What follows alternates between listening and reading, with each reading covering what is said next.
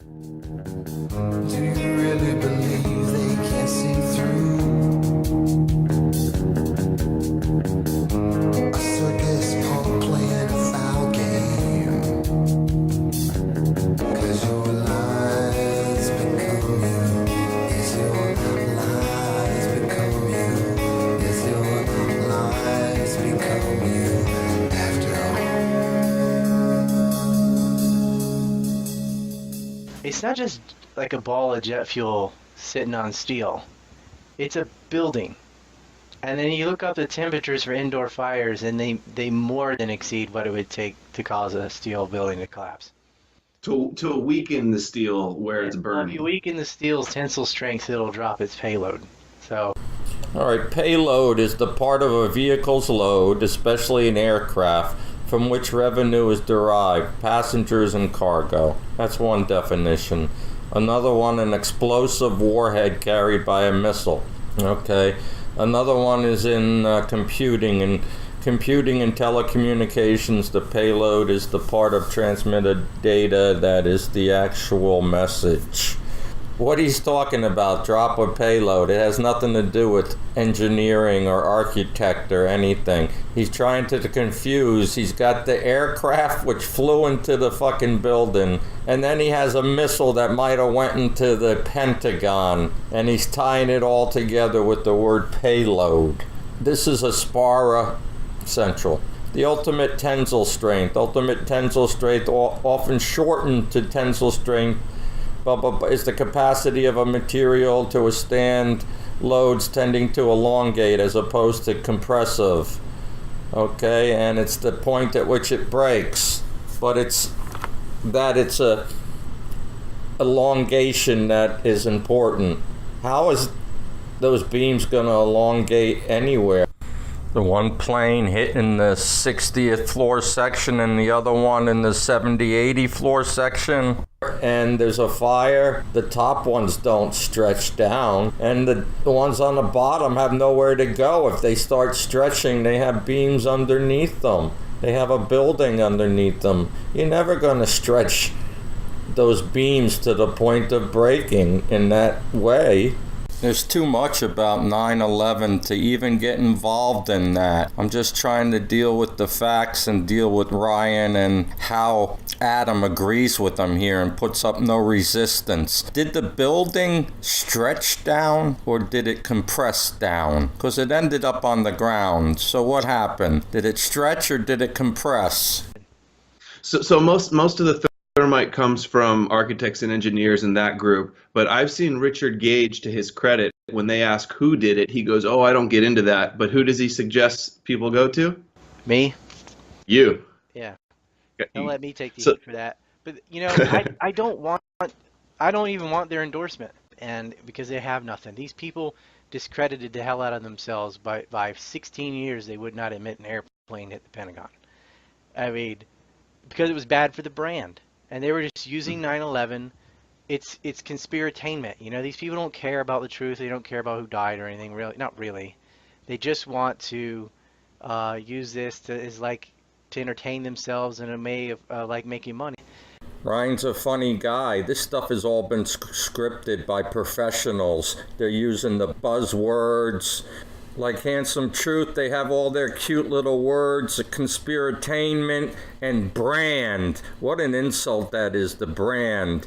And David Ray Griffin and architects and engineers, we're not no plain people, so he's going to try to have everybody associated with each other and guilty by association. Tries to blur all the lines of distinction. We're going to play this section of the Pentagon situation and then come back and analyze it point by point. Try to keep track of what group he's talking about, because he slides from one to the other to incriminate everyone.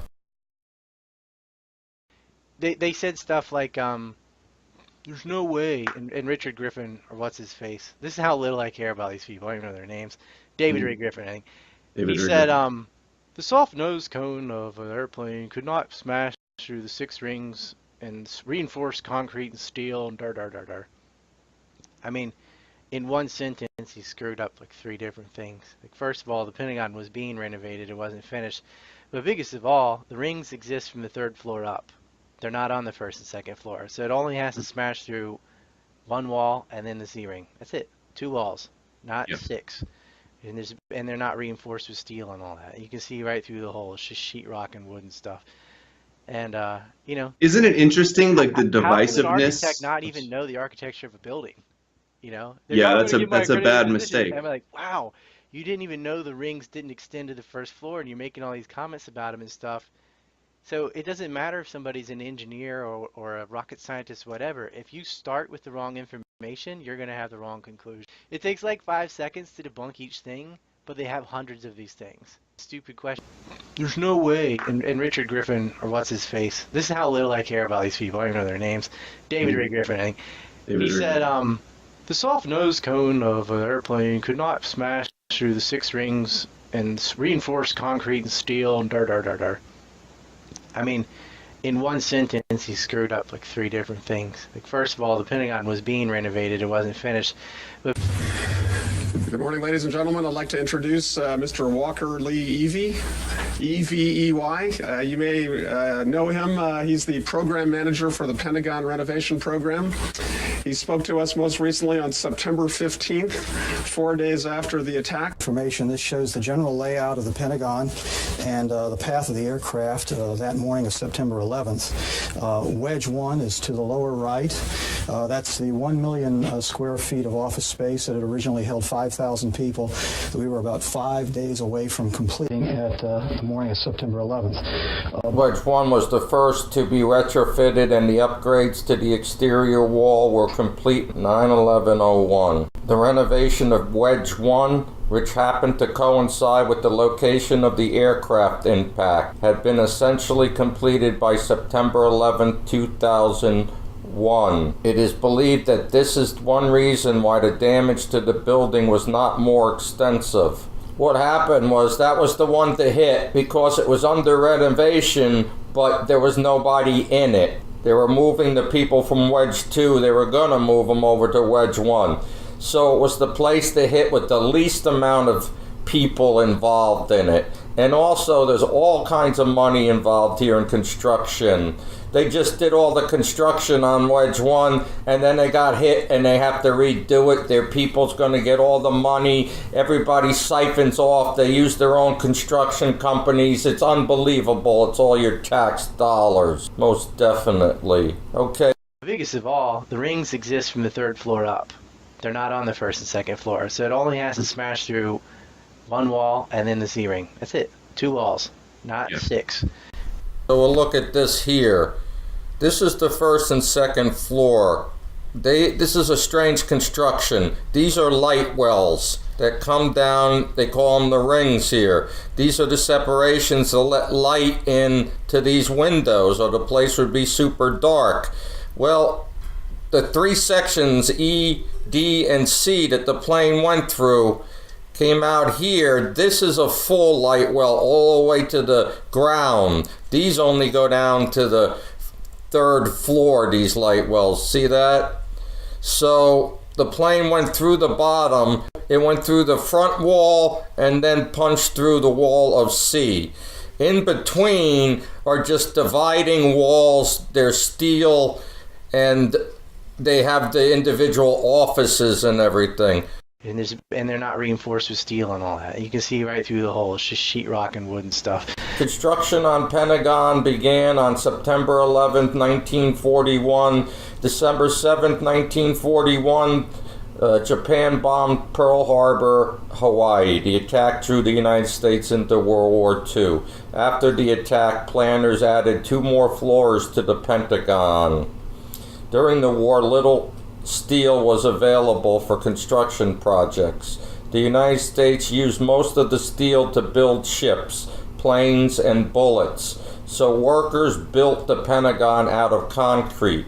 They reinforced the concrete with steel. This allowed the building to be strong. On the September 11th, 2001, the reinforced concrete structure of the Pentagon building was able to resist without collapse the impact of a large commercial airliner, despite total loss of 26 columns and severe damage to 15 columns at the ground level. All right, this is the path it took where the columns are, and all those columns, they're like 24 inches reinforced with steel. They put even more in during the renovation. The walls there you see on the left, 6 inches of Indiana limestone, 8 inches of brick, 10 inches of concrete, and steel now. Blast resistant windows. Each blast resistant window costs 10 grand, including installation. Each window and steel frame weighs about 2,500 pounds.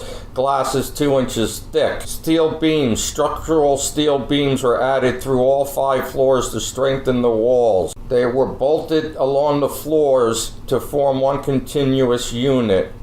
Interior wall coverings. Interior wall coverings were made from a blast-resistant cloth similar to Kevlar, which is used to make bulletproof vests. The fabric was stretched between the steel beams to prevent from becoming shrapnel. And you know, shrapnel, that's a guy's name. So how'd you like to be the shrapnel family? In the event of an external explosion, a portion of the area that was struck had been just renovated. Experts believe 3 measures taken during the renovation to reinforce the inner and outer walls served to dramatically slow the plane as it entered the building and reduce the extent to which it penetrated the rings. Here are the walls. See, there's no wood in there. These are steel studs. That's the structure of it. So it did pop out of the wedge there, wedge 1, and on the left it went into wedge 2. That's where it came out the back on C. Even though it wasn't renovated, it had already had steel and concrete from the 1941 construction, as you could see there. And this is all the walls and offices within it. And up there by the Navy, that's the end of 1, and then it goes into wedge 2. But there's all kinds of stuff in there. Let's see how Ryan did on his report card. It says the Pentagon was being renovated. That is wrong. It was finished in that spot. You can only smash 1 wall in C-ring.